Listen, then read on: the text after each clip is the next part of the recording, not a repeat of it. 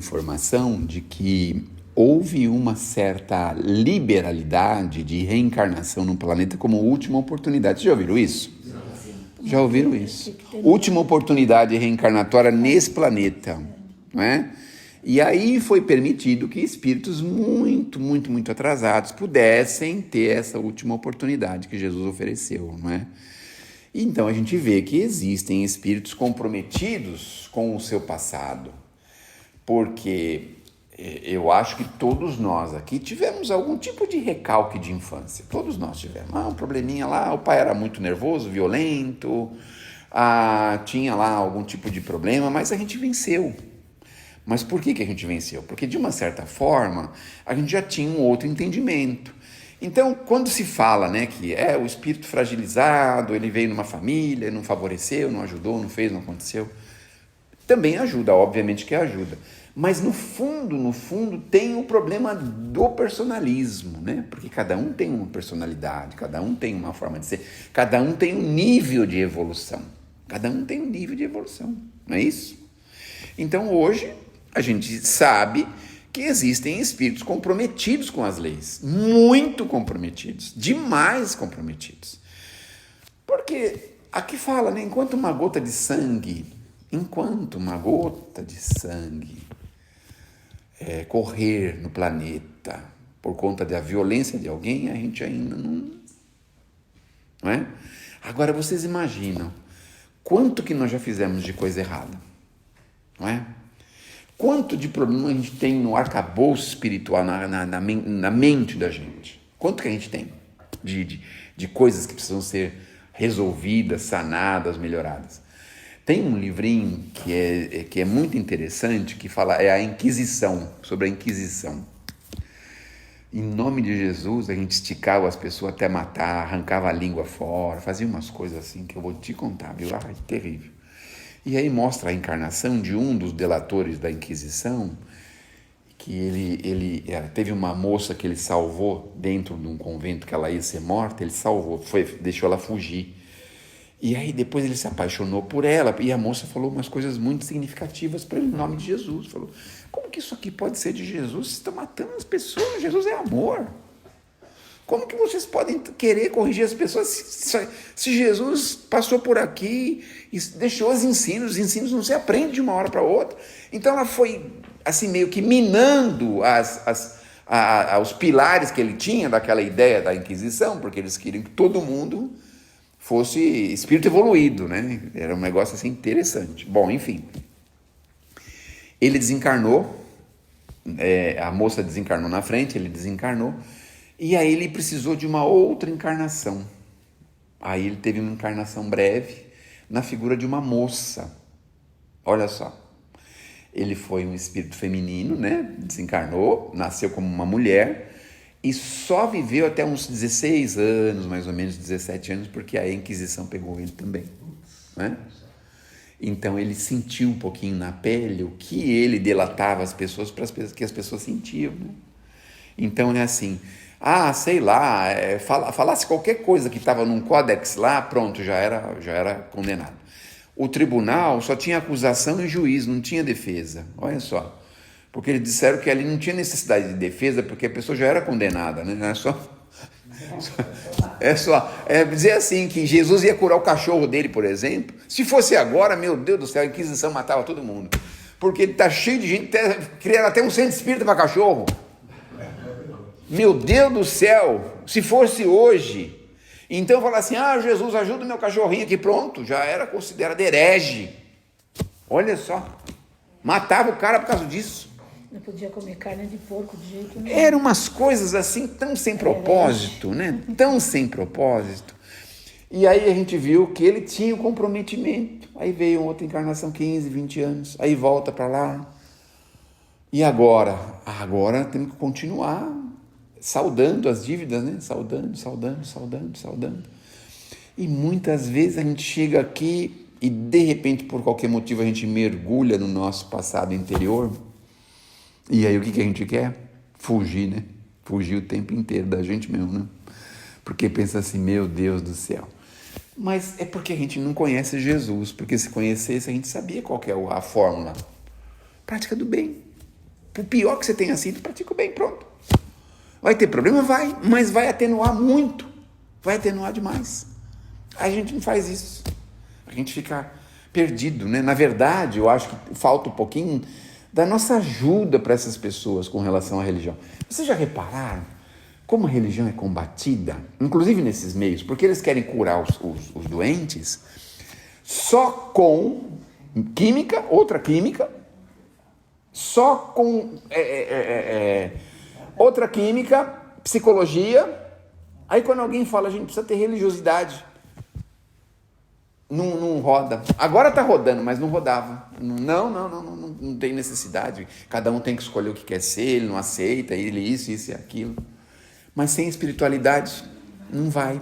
O Chico, uma vez, recebeu um senhor, acho que eu já falei aqui, mas a gente é repetitivo mesmo, depois dos 60, a gente começa a repetir todas as coisas. E esquece o que falou. Esquece o que eu falo. Será que eu falei isso aqui mesmo, né? Já falei, mas eu vou falar outra vez. Vou falar outra vez. Quem já ouviu, aguenta um pouquinho, tenha um pouquinho de compaixão, tá bom? Tenha um pouquinho de compaixão. Então o Chico recebeu um senhor que tinha um filho dependente químico, profundamente dependente. E o Chico, ele explicou, tinha mandado ele para fora do país e nas clínicas mais renovadas do mundo, não conseguiu nada, porque ele chegava aqui, passava um tempinho de novo, se afundava. Aí o Chico falou, mas meu irmão, você precisa visitar os presos. Aí o homem falou assim, mas será que o Chico tá lelé da cuca? Eu tô falando um negócio tão grave, ele tá me falando. Pensou, né? Ele não falou, mas como o Chico lia pensamento, era de assustar. Vocês sabiam disso? Não? Era assustador o negócio. A gente ia daqui para lá, conversando alguma coisa dele, sabia tudo que a gente tinha falado dele. Ui. Era assim mesmo. Era muito impressionante, isso é uma coisa impressionante. Bom, o povo falava assim, Chico, mas por que você compra esse monte de revista? Tem tempo para ler isso aí? Tem. Ele fazia assim, nos livros e revistas, ó, assim, ó. Pronto, já lia tudo. Olha só. E o povo não entendia como é que ele tinha aquele monte de livro, aquele monte de coisa, trabalhava até 4, 5 horas da manhã, acordava 6 horas da manhã, ia para o trabalho, voltava, ia para... Como é que ele conseguia ler? Ele passava a mão assim. Era impressionante, um negócio impressionante. Mas enfim.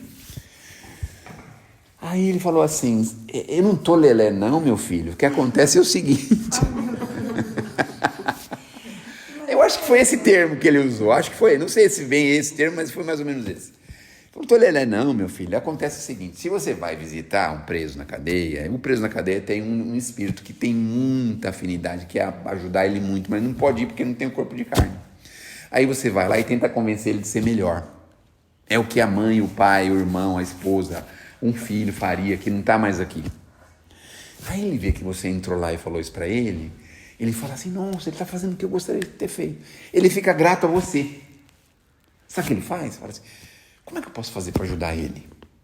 Aí ele percebe que você tem um filho com esse problema. Sabe o que ele faz? Ele vai lá visitar a atmosfera do teu filho, porque o drogado também nunca está sozinho. Todo mundo já sabe disso. Não é? A pessoa que usa a química nunca está sozinha. Bom, a gente não usa nada... E bebe guarapa, já vem da feira acompanhado, imagina só. Já veio enjoado. Já vem acompanhado, imagina usando química, né? Bom, aí ele vai lá e começa a conversar com os espíritos que estão ao redor dele, assim, 1 ou 2, mas meus filhos, deixa aí, coitadinho do moço, há tantos anos, por que vocês estão desse jeito? Vocês não querem que eu ajude vocês? Eu vou socorrer vocês, vem cá, eu vou trazer vocês para minha casa. E não raras vezes eles conseguem tirar, desligar um ou outro espírito que está ligado com ele. E aí é aquele momento que ele tem o tal do, uma palavra bonita que eu aprendi, estou usando toda hora, um insight.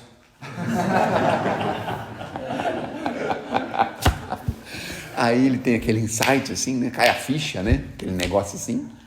Fala, nossa, olha para ele assim, tô todo sujo. Meu Deus do céu, já viajei, já fiquei em lugar longe, meu pai gasta uma fortuna, minha mãe está lá sofrendo. Ele começa a pensar isso. E aí ele começa a pensar numa modificação, numa melhora. Olha só. Então você precisa de uma retaguarda espiritual para poder ajudar uma pessoa muito dependente química.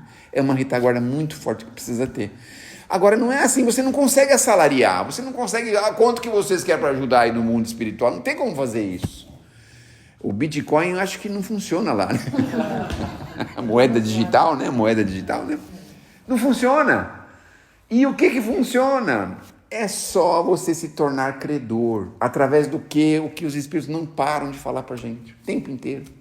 O tempo inteiro. O Maria Dolores faz isso, todo mundo faz isso. Algumas casas então esqueceram um pouco, mas arrumar um jeito de favorecer alguém, de ajudar, de levantar, de empurrar para frente, de se interessar, de ver o que pode fazer, de ver o que pode ajudar. É assim que a gente se torna credor de alguém. É desse jeito. E aí, ele consegue ter um espaço dele para ele construir alguma defesa para quando vir a coisa mais forte, ele já está mais fortalecido para resistir, não é? Então, a ajuda tem que ser espiritual, tem que ser de laborterapia, né, que é de trabalho, tem que ser psicológica, tem que ser psiquiátrica e tem que ser química. É um negócio complexo, um negócio bem complexo. Multiprofissional. É multiprofissional, não tem a menor dúvida disso. Então, é da gente infantil dizer assim, um camarada está fazendo, tem que dar, sei lá, alguma coisa nele. A gente não sabe, é muito complicado, é muito complexo. Mas aqui na doutrina a gente sabe que ele não está sozinho, ele está muito acompanhado, muito mesmo. Né? Então, a ideia básica é essa, é que a gente pense em ser credor, porque isso não funciona só para a gente que tem filho drogado, isso funciona para qualquer coisa.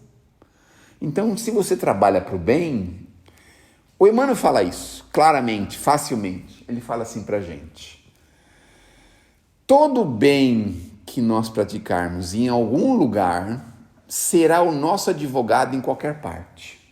Olha só, o nosso advogado em qualquer parte. Então, você tem uma carga de bem feita aqui, aí você está andando aí na rua e de repente vem alguém e fala: escuta, você pode me emprestar seu celular, sua carteira, seu carro, seus documentos, seu dinheiro?